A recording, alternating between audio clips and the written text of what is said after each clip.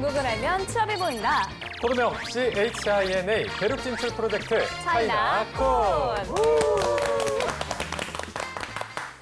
네, 요즘에 웬만한 일 아니면 거의 모든 일을 컴퓨터나 스마트폰으로 하다 보니까 제가 문제점이 하나 생긴 걸 발견했는데 네. 글씨 쓰는 게 이게 되게 갑자기 어색하게 느껴지더라고요. 맞아요. 저도 좀 그런 거 느낀 것 같은데 예전에는 작은 일에도 뭐 손편지나 카드 이런 거 자주 썼는데 요새는 글씨 쓰는 일 자체가 굉장히 새삼스럽게 느껴지더라고요. 맞아요.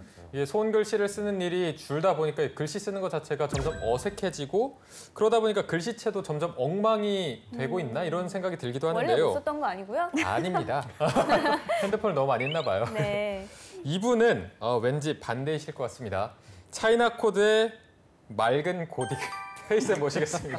안녕하세요. 네, 안녕하세요. 차이나코드의 맑은 고딕 페이입니다. 네. 너무 신기한 게 저도 정말 업무할 때 이 맑은 고딕만 쓰거든요. 아, 정말요? 네, 너무 신기해요. 야. 그리고 저는 이제 직업의 특성상 아직까지 이제 판서도 굉장히 많이 하고요. 그리고 개인적으로 글씨 쓰는 걸 되게 좋아해요. 캘리도 배우고. 아, 정말요? 네. 근데 확실히 맞아요. 네. 네, 페이쌤이 예전에 저서에 이렇게 친필로 써주신 적이 있는데 부끄럽습니다. 한글도 한자도 정말 예쁘게 쓰시더라고요. 감사합니다. 네, 이게 또 내용도 예쁘니까 받고 나서 굉장히 기분 좋았던 기억이 맞아요. 있는데 고맙습니다. 손글씨 하면은 어떻게 보면 아날로그 감성 이렇게 볼 수도 있을 것 같은데 이분은 이 아날로그 감성이 충만하실 것 같습니다. 중국에서 인기 BJ 왕홍으로 활동하고 계시는 김주원 씨 모셔보겠습니다. 안녕하세요. 네, 안녕하세요. 네. 아날로그라고 하니까 왠지 기분이 좋네요. 네네. 요즘 진짜 글씨를 쓸 일이 거의 없는 것 맞아요. 같아요. 하루에 펜을 거의 안 잡는 느낌일 네. 정도로 맞아요. 안 적는 것 같은데요.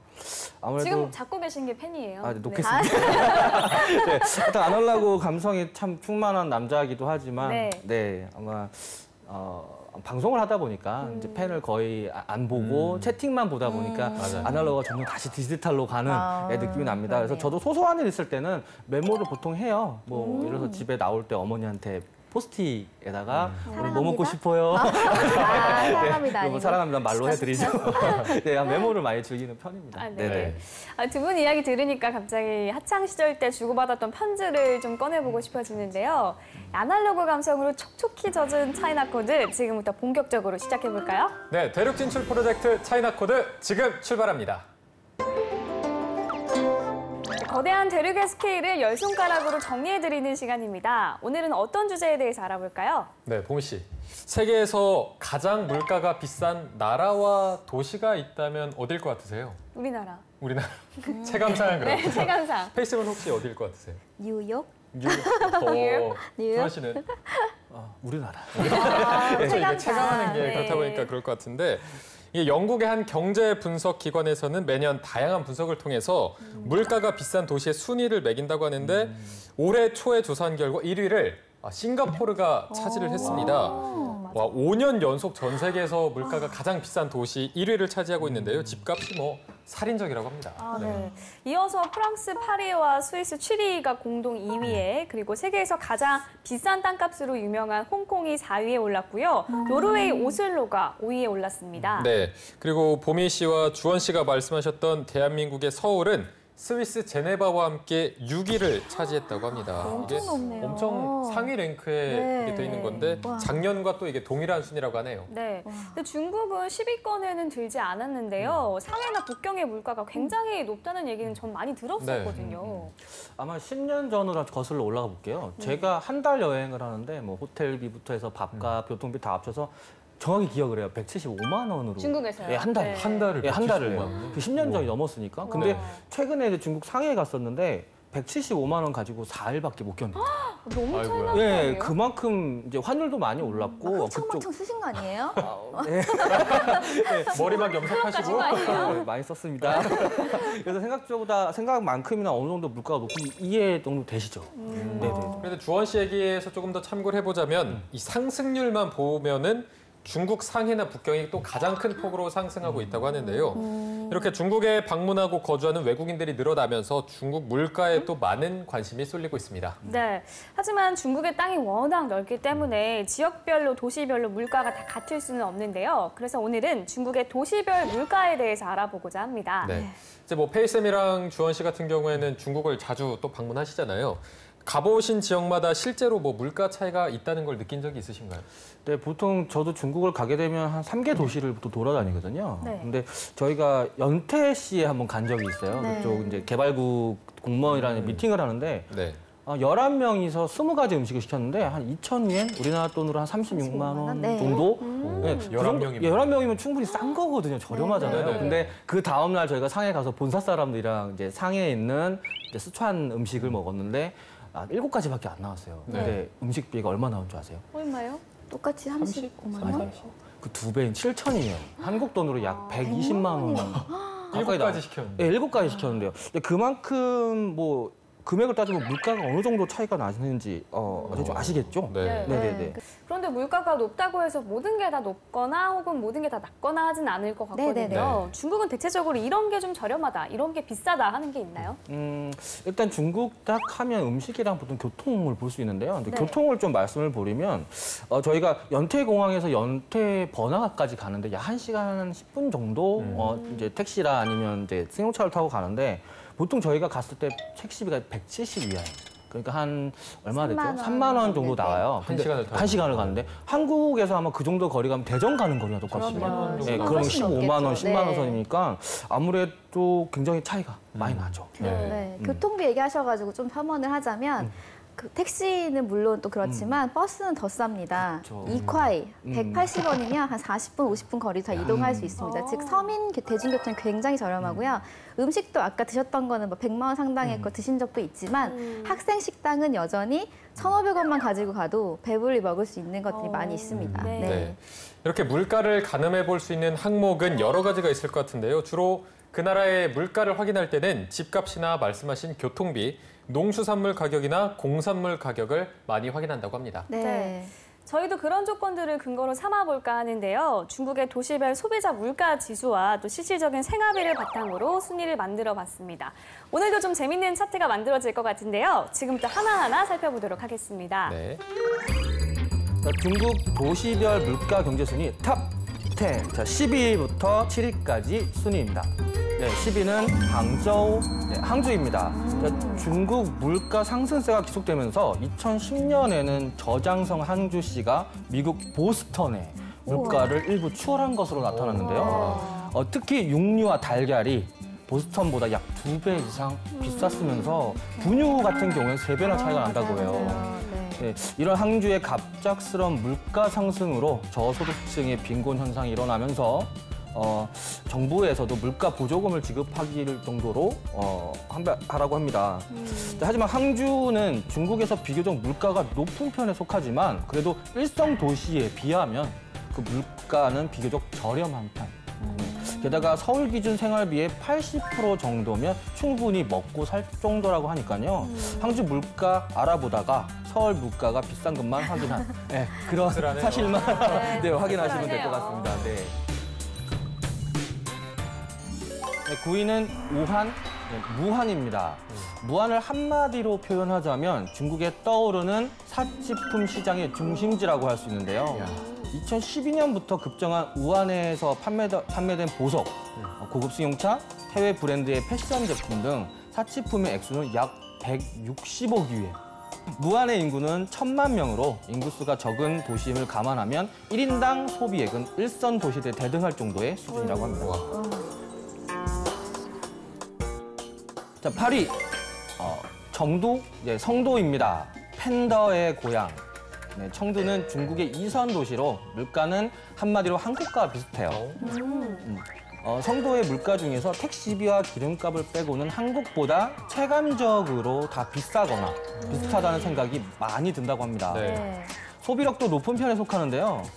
이곳의 폭스바겐 수입차 판매량이 2년 연속 전국 1위를 차지한 것과 인구 1,000명당 승용차 보유량에서도 성도는 전국 3위를 차지할 만큼 자동차 소비력이 특히 높은 편입니다. 네. 5천 위안을 벌어 1만 위안을 소비한다는 말을 있을 정도로 뭐죠, 이게? 하네요. 사산 아닌가요? 자, 7위는 수저우, 소주입니다. 소주는 대도시인 상해와 가깝고 살기 좋은 도시라고 하는데요. 그래서 물가가 높기도 합니다. 상해와 북격의 택시 기본 요금만 14위엔이라고 한다면 소주의 요금은 약 11위엔 정도. 예. 상해와 인접해 있는 살고 싶은데 상해 물가가 너무 비싸다고요? 그러면 소주는 어떠실까요? 수도권 같은 느낌이에요. 네, 그렇죠.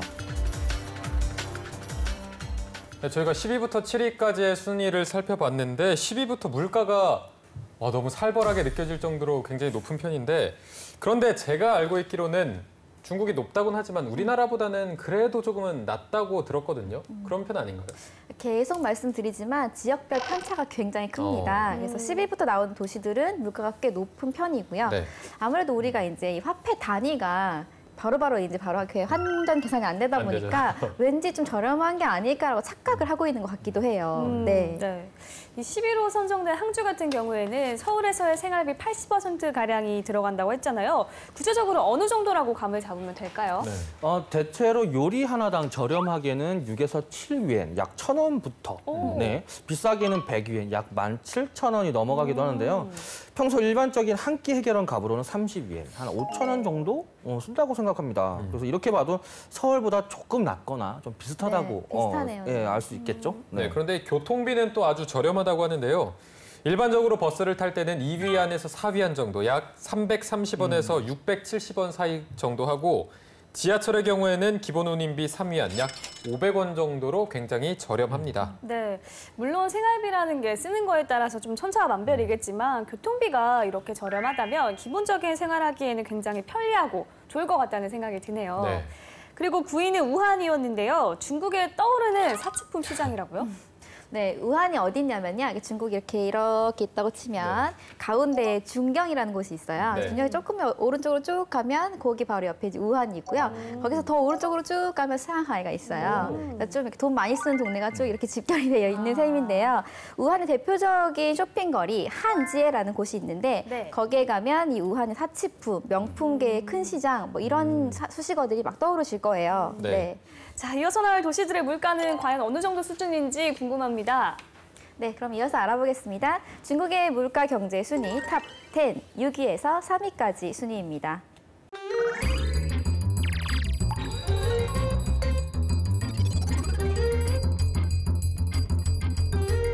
6위는 티엔진, 천진입니다. 대부분의 공산품을 한국과 비슷한 정도의 수준이라고 볼 수 있는데요. 상대적으로 음식값이 저렴한 다른 지역에 비해 이곳에서는 음식값도 저렴하다는 인식을 받을 수가 없습니다. 특히 프랜차이즈 커피 한 잔의 가격이나 패스트푸드점에서의 햄버거 가격은 한국보다도 비싼 가격이 형성이 되어 있는데요. 놀라셨어요. 네, 저렴한 품목을 굳이 찾아보자면 음료 제품들이나 길거리 음식 정도 들 수 있을 것 같습니다. 1년 넘게 천진에 생활한 이 한국인들은요. 한국에서보다 생활비가 더 많이 들어간다고 입을 모아 말할 정도라고 합니다. 가겠네요. 네. 되겠네요. 5위는 동칭, 중경입니다. 중경의 공산품 가격은 한국과 별반 차이가 없고요.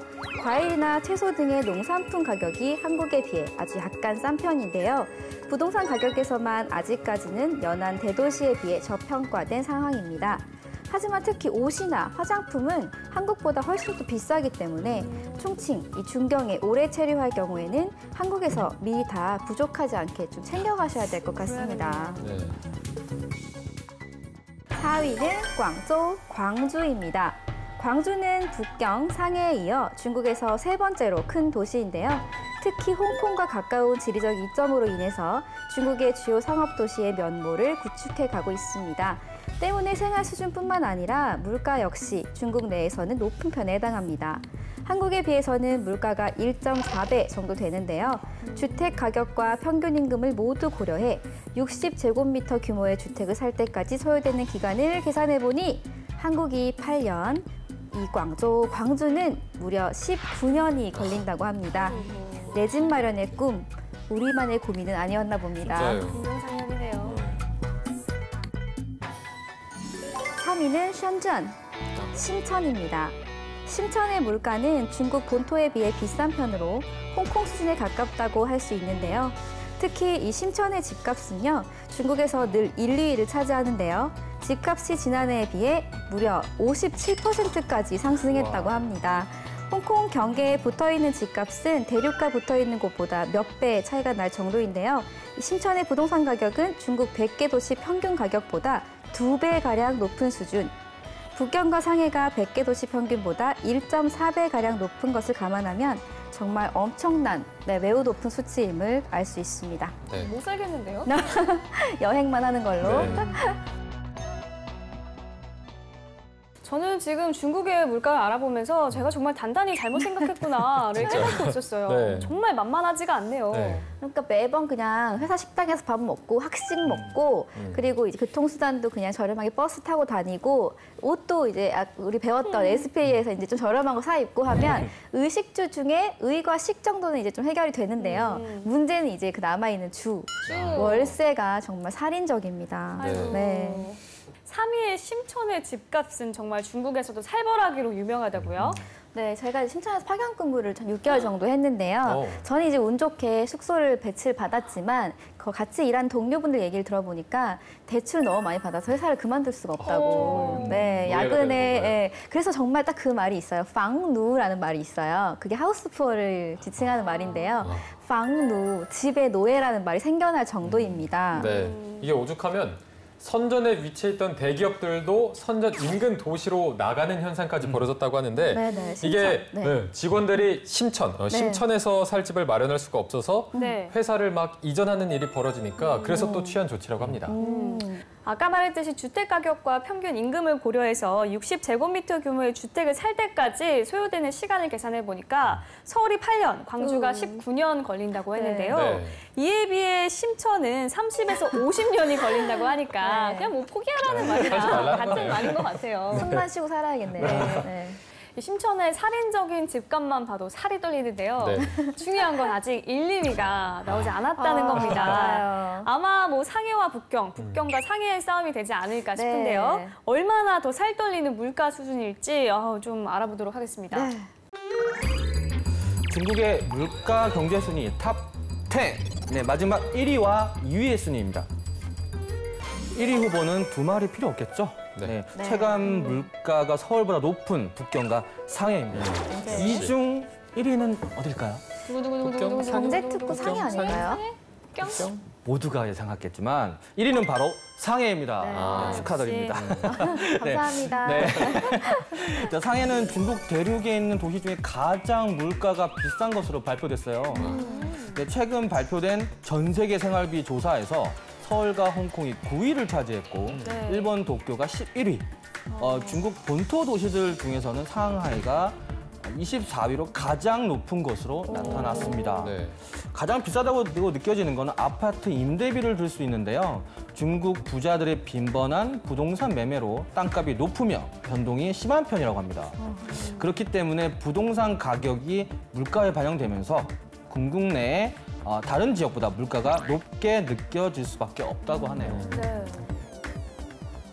자, 2위는 베이징, 북경입니다. 전 세계 생활비 조사에서 46위를 차지했는데요. 아무리 저축해 집을 사려 해도 뛰는 집값은 쫓아갈 수 없는 상황입니다. 특히 식료품 가격이 급등하고 있으며 베이징의 슈퍼마켓에서는 파는 많은 제품의 가격이 세계적으로 물가가 비싸기로 유명한 홍콩, 런던의 비슷한 제품보다 더 비싼 상황이 됐을 정도인데요. 때문에 베이징에서는 저출산 문제도 심각하고 다른 지방에 비해 육아비가 약 10배가 들다고 하니 출산과 육아에 앞서서 좀 고민이 될 수밖에 없겠네요. 네. 이렇게 들으면 북경이랑 상해는 무서워서 가지도 못할 것 같은데 직접 가도 좀 이렇게 느껴지나요? 당연하죠. 나 땅라 정말 당연합니다. 그래서 저희는 이제 보통 기숙사에 머무는데 네. 또 공부 열심히 안 하거나 또 개인 사정으로 기숙사에 못 있어서 이제 외주를 하는 경우에는 정말 작은 그 아파트를 얻어서 그 좁은 공간에 막 4명, 6명 이렇게 한꺼번에 살아요. 그래야 이제 그 파이를 좀 줄여가지고 각자의 그 n분의 1이라고 하잖아요. 네. 그 금액을 좀 줄여보려고. 그리고 학교랑 자꾸 멀어져요, 아이들이. 그래서 자꾸 아이들이 학교에 오지 않습니다. 네, 이런 문제점들이 있어요. 네.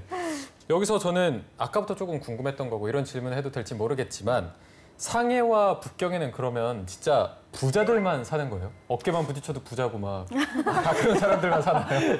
네, 일단 제가 느끼는 거는 이쪽에 빈부격차가 역시 커요. 맞아요. 네, 대도시 안에서도 또 골목골목에 또 못 사는 지역이 있거든요. 그쵸. 같은 동네인데도. 그래서 상해도 그런 것 같아요. 돈이 네. 많으신 분들이 건물을 짓고 임대를 서민한테 한다. 네, 그렇게 좀 생각해야 될 것 같아요. 사람 네. 사는 네. 게 다 비슷하네요. 네, 똑같죠. 처음에 뭐 말씀드린 바가 있지만 중국의 상해나 북경 못지않게 우리나라 서울도 굉장히 물가가 높은 편에 속하는데 사실 저희도 서울에 살면서 다 밥 세 끼 잘 먹고 네. 잠도 잘 자고 이렇게 살고 있는 거 보면은 뭐 물가가 아무리 비싸도 정말 그 안에서 나름대로 잘 살고 있고 또 행복하게 살고 있지 않나 이런 네. 생각이 듭니다. 네, 남규 씨의 한마디 잘 새겨 듣길 바라고요. 지금까지 차 틀어보는 중국이었습니다.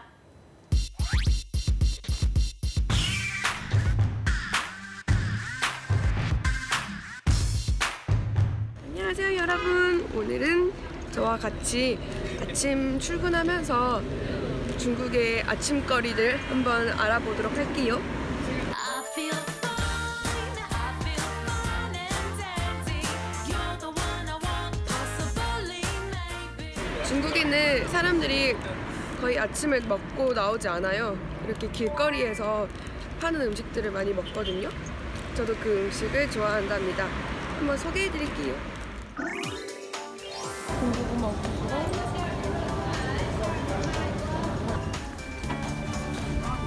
햄버거 같은 거요.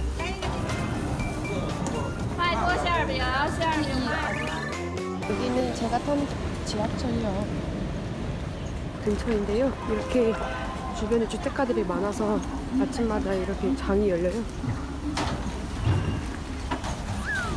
그 햄버거 같은 거나 현진의 찐 버즈라고 전병에 여러 가지 재료 넣어서 만든 음식인데 저것도 괜찮아요. 그다음에 크로펀이라고 전분에다가 저렇게 열을 가한 다음에 계란이나 뭐 고기 추가해서 이걸 말아서 먹는 겁니다. 오, 이런 것도 있고. 저는 지하철을 타고 회사 근처 역에서 내려서 걸어갑니다. 또장 먹고 있는데 좀 덜 갈아달라고 말하니까 제가 먹었던 것 중에 가장 많이 갈아주네요. 그러면 저는 이제 지하철을 타고 회사로 가보겠습니다. 지하철에 나오면 이렇게 군고구마 옥수수랑 샌드위치랑 엄청 많이 팔고 있어요. 卖多馅儿饼热牛奶，馅儿饼卖多了。卖多馅儿饼，馅儿饼 이 卖多了。 아저씨 집밥집이 한국 사람이 많아요. 热牛奶，馅儿饼卖奶，馅儿饼卖多了。 근데 이 아저씨 가게가 가장 인기가 많은데요. 여기 빵 사이에 오이랑 저거 되게 몇 팔아요.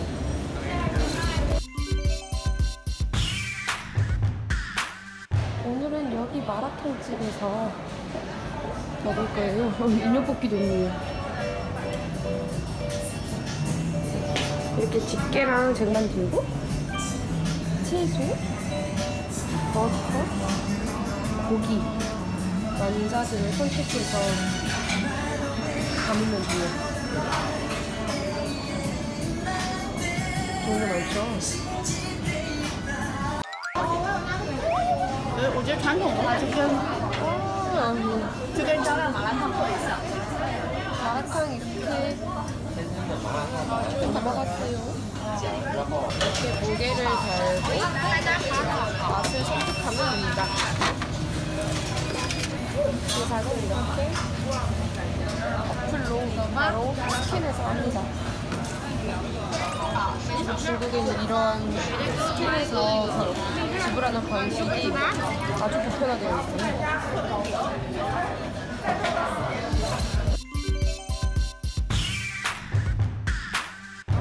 마라탕에 이제 넣어 먹을 향신료나 재료들 이거 파랑 소랑 참기름 좀 있네요. 여기는 마라탕 체인점입니다. 분위기 좋죠? 我还没去过越南呢，我在天津待这么多年没去过越南。溜达溜达是啊。 깨장을 넣어 据说 먹습니다. 我昨天还吃了， 다 비비는데 비주얼이 별로네요. 하지만 진짜 마라탕은 现在麻辣。对，来一个麻辣的那样才好。韩国没有吗？ 한거 매요这种的.走，我们去看。麻辣有韩国有很多啊，我也我有吗都吃过。 탕이 있어요. 绘画那就有一个。 台店那儿全是。 저는 고소한 걸 좋아하기 때문에 이렇게 비벼 먹어봤습니다.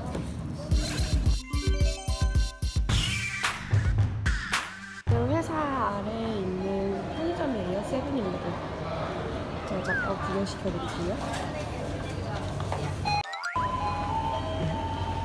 여기는 주 세븐일레븐 편의점이에요. 이런 돼지 모양의 딤섬이나 닭꼬치 같은 것도 팔고 점심에는 이런 도시락도 팔아요. 반찬 3개 선택할 수 있어서 선택하면 아래 밥이랑 같이 줘요. 그다음에 이런 만두도 대패서 먹게끔 팔고 그 외에는 김밥이랑 뭐 삼각김밥 디저트까지 샐러드랑 아니 샐러드가 아니고 아래 면이 있어서 같이 비벼 먹는 비빔면이네요. 이렇게 있습니다.